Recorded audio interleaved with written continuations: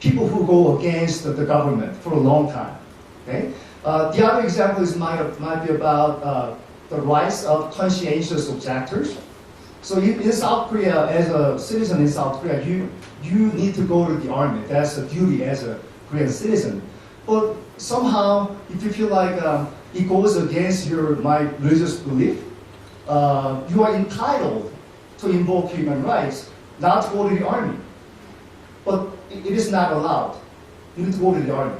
There's no exception at all. So you want to make sure that you ask a question about that particular phenomenon, okay, to meet the needs of the domestic human rights community. So this is the basic structure of the National Human Rights Survey of South Korea. One dimension involves the horizontal, a dimension of human rights, more thematic sort of categorizations of human rights to capture a multifaceted nature of human rights. The second thing is more about the vertical dimension, covering knowledge, awareness, attitudes, behavior, and experiences. In that way, one of the benefits of doing this is to give a lot of advantages to the researchers who might be interested not only on the level of knowledge, but also whether individuals really engage in action or behavior. The last one is really important because it also has to do with the benefits you can have as a researcher to do something about human rights research. So you want to make sure that you include a lot of background independent variable types of variables, indicators like that measures of demography, demographic characteristics, or socioeconomic status, or social capital, especially the level of trust toward the people or social institutions, and the extent to which people are exposed to media, as well as the extent to which individuals are connected to the larger world. How much they feel about they are a part of the larger society. Okay, consequences. Well, even though the National Human Rights Commission of South Korea came up with a framework for doing a National Human Rights Survey in 2005 and 2015, what happened afterward was that, according to what many people report, is that in South Korea, human rights are going backward. Human rights stopped moving forward. At least it lost the forward momentum. That's what many international organizations, as well as domestic human rights communities, talk about these days. So it has a lot to do with the way the current administration deals with democracy and human rights. So my favorite example is about the incident of the sunken ferry 2 years ago. And then in response, a lot of people took on the street to protest against the government, protesting against the ways in which government responded to the protests, like asking for more in-depth investigation about what happened to the sunken ferry. And the government responded very fiercely and impressively. So just like, and then just like a bad reputation came out as a result. But there are some positive, more optimistic consequences. One is to facilitate research on human rights. In the past, in South Korea, in many parts of the world, the research on human rights was pretty much monopolized by people who do law and international law. But from 2000s and the mid-2000s, like late 2000s, we witnessed the increasing number of social scientists who want to bring in their imagination about social science in connection with human rights research. And this is the webpage me and my colleagues, we maintain to publicize the activities we engage in, like research activities and education activities. And the research team is called the SSK Human Rights Forum. So we keep getting funding from the Korean government every year to be able to conduct research on human rights. And then the other positive consequence is that the National Human Rights Survey gave rise to other kinds of human rights surveys, in particular targeting a specific kind of social minorities, like the children, people with disability, or North Korean defectors, and the children. There have been more specific kinds of human rights surveys conducted by researchers who are interested in a particular type of human rights topic. So that's the other positive consequence. And then the other one is about human rights indicators and indexes.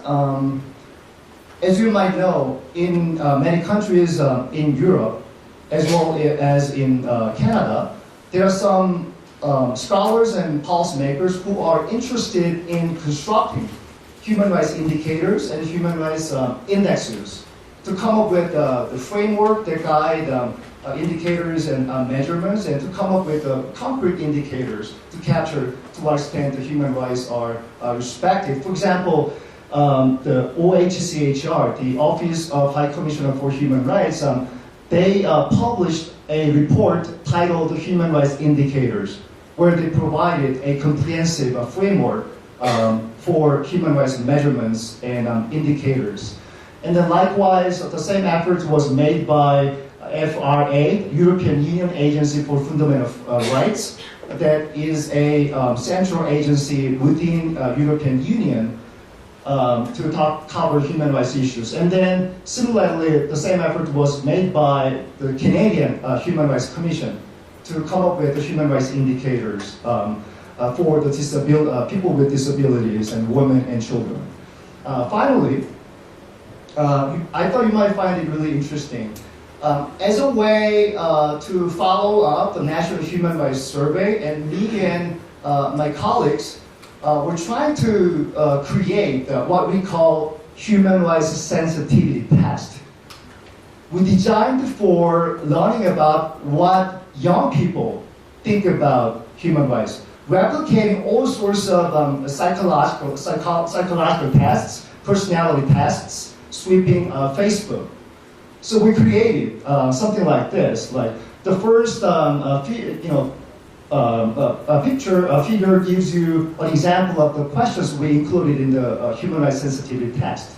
And then after you answer a bunch of questions about human rights knowledge and their decisions on particular situations that require their judgment, you're supposed to get the score that corresponds to the level you're at. So 94%, that's pretty high out of 100. And then next thing that comes along is the country that corresponds to the level you are at with the scores you got. So in that case, it was Denmark. But if you get like a 54 or 55, like a 40, guess what countries you're likely to get? Russia, so, or Somalia, or North Korea. But what is it comparing with? So saying the average person in Denmark has 94% understanding of human rights, or it's saying that Denmark is in the 94%? So we're trying to group all the countries into 20 different groups based on Freedom Index, and then we're also trying to break up the individuals into 20 different groups, and trying to match up individuals and countries to give you the country that fits with your human rights score. And then finally, we provide information about the human rights situations in that country, the basic reporting of what Freedom Index provides, as well as some information about the country, human rights related story. So when it was launched within a month, 20,000 South Korean young people participated. But so far, for the last 4 months or so, 27,000 individuals have participated through Facebook or through other web pages. So this is kind of a big data. It's way bigger than usual conventional social survey.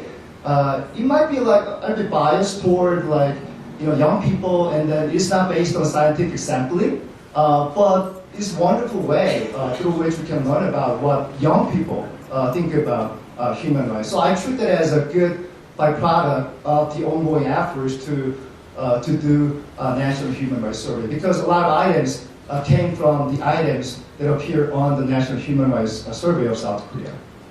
Okay, sorry I passed the time. Thank you so much.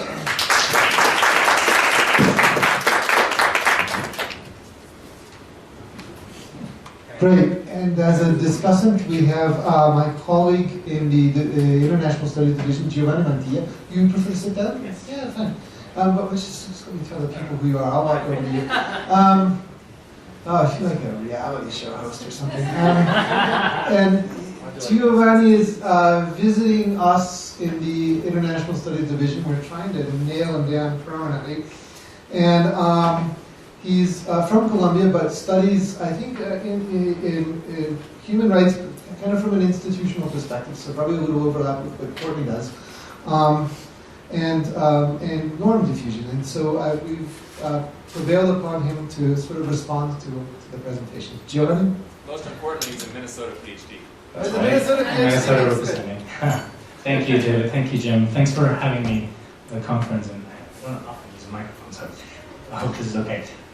So really, I'm delighted to be here. I'm learning a lot.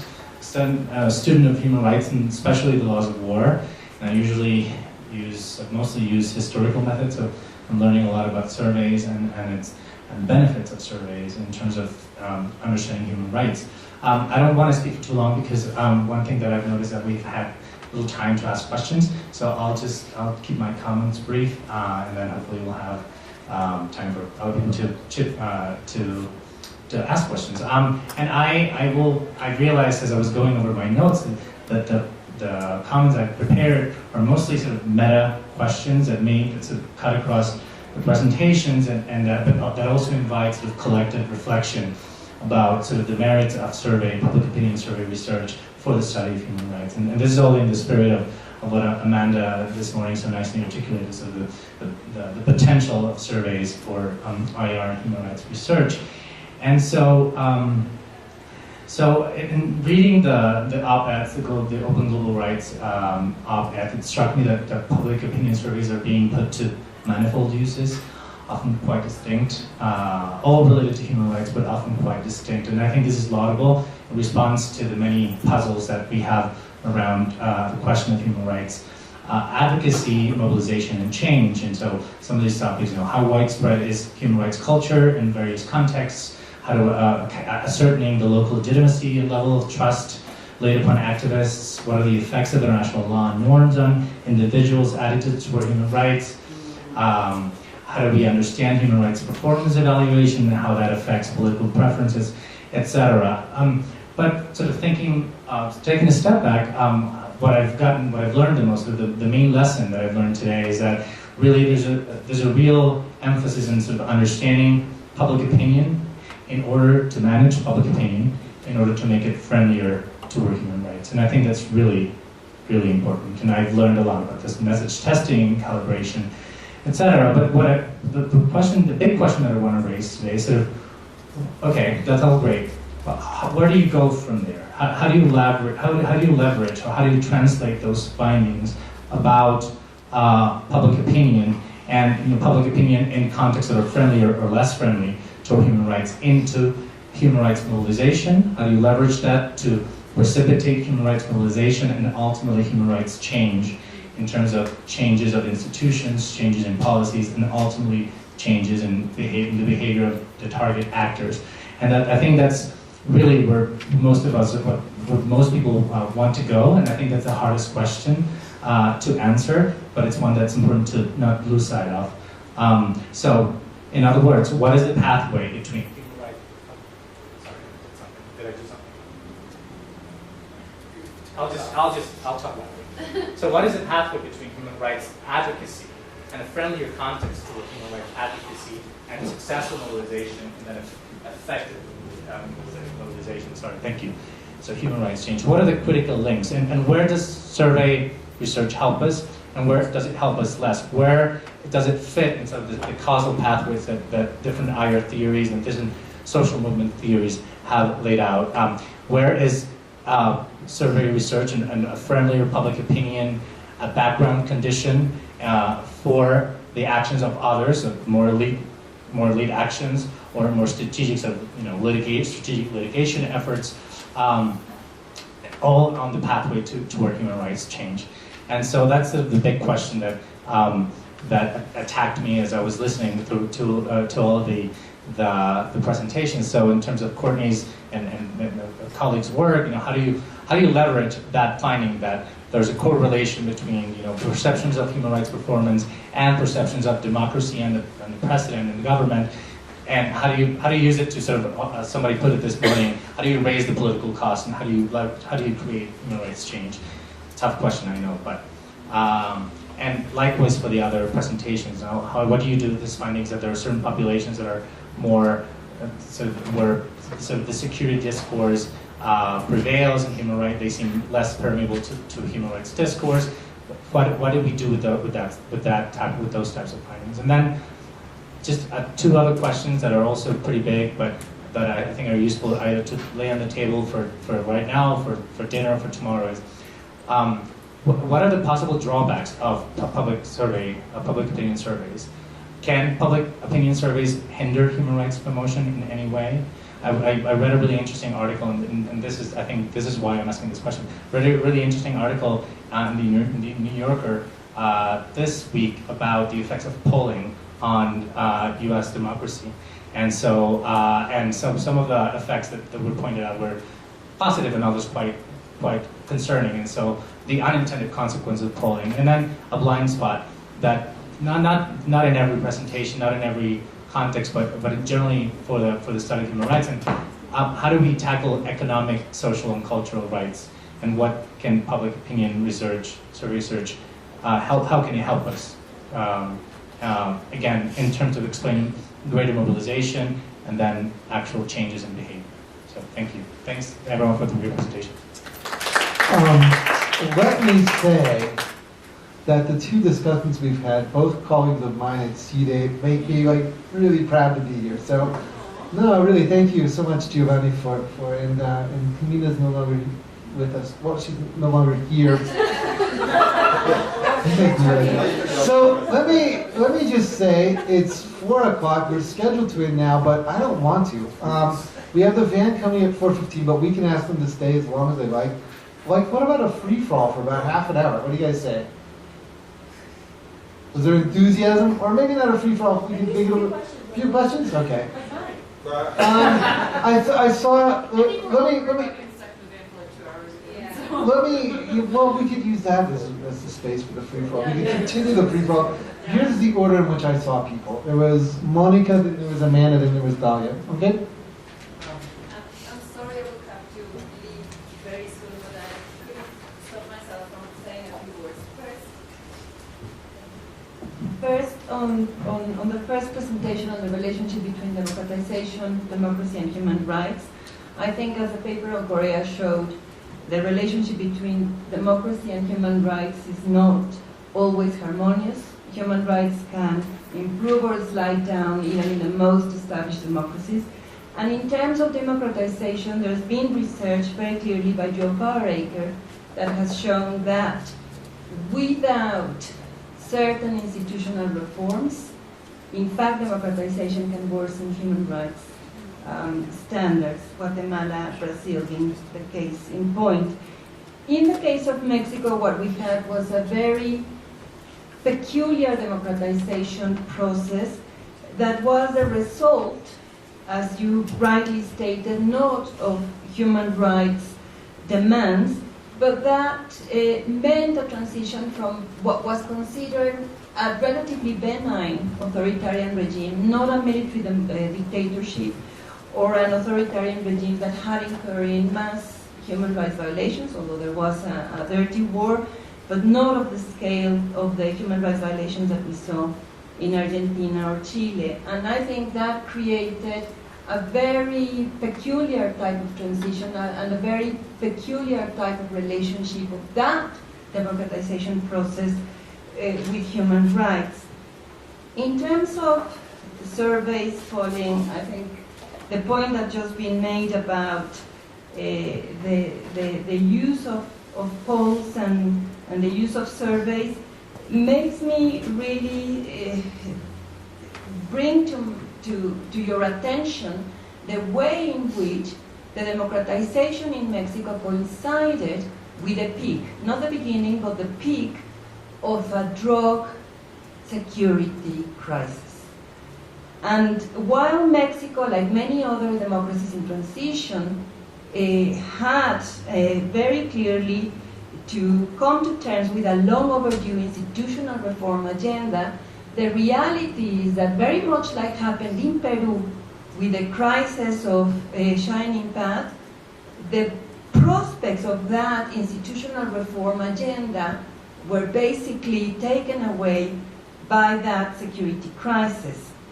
And that takes me to the point of human rights and violence. I think we really need to be very careful about the way in which we define human rights and disaggregate that from violence, or at least to try to disaggregate and unpack the types of human rights violations that we are referring to. Because while there is very clear evidence that, as David was referring in his presentation, that there are very significant and important major violations by state security agencies, the type of human rights violations that we are seeing, I don't think that fit very clearly or very well with the taxonomy of human rights violations that are at the base, at the core of the human rights architecture that victims are resorting to. And that creates, I think, incommensurate dilemmas and challenges for states facing problems and crises like Mexico is doing right now. Monica, thank you very much. Amanda, next. Thank you so much for coming. I'm sure we'll look forward to hearing more about your event in January. Hi, these are awesome presentations. I learned a lot. I have a quick question for every presenter. The first one, for Ted, I wonder if there's any way we could see whether this reflects a change over time in other countries as well. So is this just a Eurasian phenomenon, a Russian phenomenon, or is it global? And I wish there was a comparison we had, which is a callback to more survey data, I guess. For Courtney, my question is, are there just more positive people? So is this just a case of I'm likely to put down a 5 because I like democratization and the leader and I like human rights? And is there any way to deal with that? One suggestion I had was maybe put in a control for the overall positive number of responses or the overall average you're getting for that person. And then for David, so I'm going to push back on this idea that it's good news that Mexicans don't think about rights to protect individuals or to protect criminals. So we know human rights are to protect criminals as well as everybody else. And so maybe it's good news if you say that there's human rights for criminals and there's human rights for against torture and against or in favor of socioeconomic rights. And so one way I thought maybe you could get at this was looking at your direct experience with have you or a family member ever been accused of a crime? And maybe if you had, if you'd been accused of a crime or your family member had been accused of a crime, maybe then you do really like the fact that human rights are associated with criminals as well. So, and then the fourth question, I was interested in why Freedom House instead of CIRI or PTS or Ferris for coming up with your measure of human rights conditions within a country, and hopefully we can talk about that over dinner.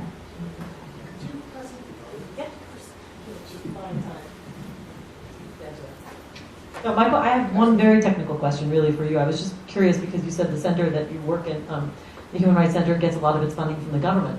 And I was curious if that, doesn't that create some sort of a conflict of interest? How would you, do you have to limit yourself in terms of critiquing things that are derivatives of government policy? That's one question. But I'll ask also a bigger question something we were talking about in general, kind of for everybody. And I guess it's really a question that I would need the combined knowledge to know. The question is maybe the more democratic a country is, by most indicators, I wonder if the people there see less and less need for human rights for themselves. In other words, yeah, they support it abroad. Sure, human rights is good for other people. But when it comes to themselves, well, actually, then it's probably supporting some sort of unsavory fringe element that we don't really want. And also it involves being self-critical. And I think that something that we haven't really talked about, but that a big part of the problem here is that people don't want to be self-critical on a national level, often on a personal level, but I'll leave that to the psychologists. And, this is something we struggle with very much. I think that is, one of the big problems in the Israel-Palestinian case. But I'm not sure if we can ever really address the complexity of how the public views human rights without understanding that eventually, whether you support it because you think there's a real problem somewhere else in the world or in your own country, eventually it's gonna be a matter of being self-critical about your government policies. And that it is going to be supporting criminals, and that's supposed to be a good thing, right? So back to, I had a similar question about that. But the technical question, if you want to answer that. Just about. Korean government is, we get the funding from the Ministry of Education, which is part of the Korean government. But their standard is straightforward. As long as the scholars and researchers keep publishing to satisfy their standards, to exceed their expectations, they're okay. They don't take a look at what's written on the paper. That's amazing, because we don't have that. I mean, I don't feel like we have that freedom operating in Israel, which is considered quite democratic inside the Rima.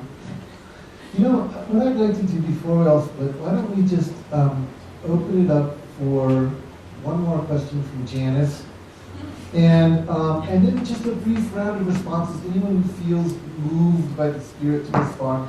There were some kind of pending questions from prior panels, right? People had asked, I think, some stuff about Ben and Sarah's experiments and social desirability of some of John Woo's questions we have.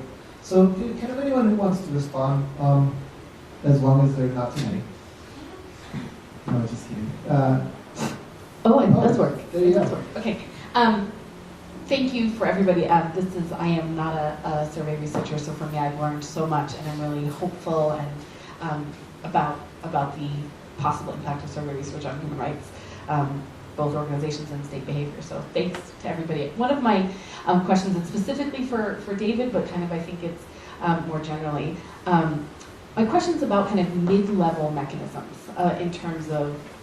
So I think a lot, I study local human rights context, right? I spent a couple of years in Mexico, a couple of years in Colombia, working very closely with human rights groups on the ground.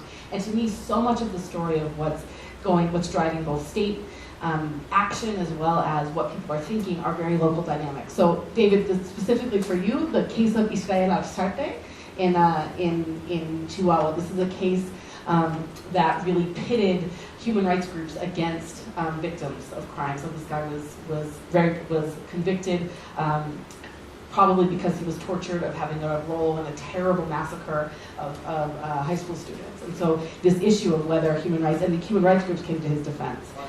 In Juarez, exactly, with the Viestas Embarque, right? So that's a case which really sharpened exactly the question you're asking, right? And I would think it would have so people who know about that case and who are in that context are going to have a very, very different view and a much more kind of passionate and developed opinion about that question than people who aren't. So, but my question generally for the survey research is, so Amanda, the question just happened, you said, did you ask them about whether there's a family member that has been suffered from a crime? For me, I guess, I'm wondering kind of, are there ways to get at the community, the state, the local, kind of all these levels? Are you thinking about that in the survey research? And I think some of Dahlia's work sounds like it does get when you're kind of trying to get at those mechanisms. So that's a long question, but that's my question. Great. We've had a number of questions from this session and previous sessions, so let me just open it up to some responses. Who wants to go? Freedom Index. Freedom Index has been widely known to Korean people. Because whenever Freedom House publishes the results every year, it aired on TV, national TV, and it picked up by newspapers, and people are familiar with what Freedom Index means. So the whole point, behind that particular effort is to make human rights part of their life, to make young people feel like human rights are not something away from their life. It's something very close to their life.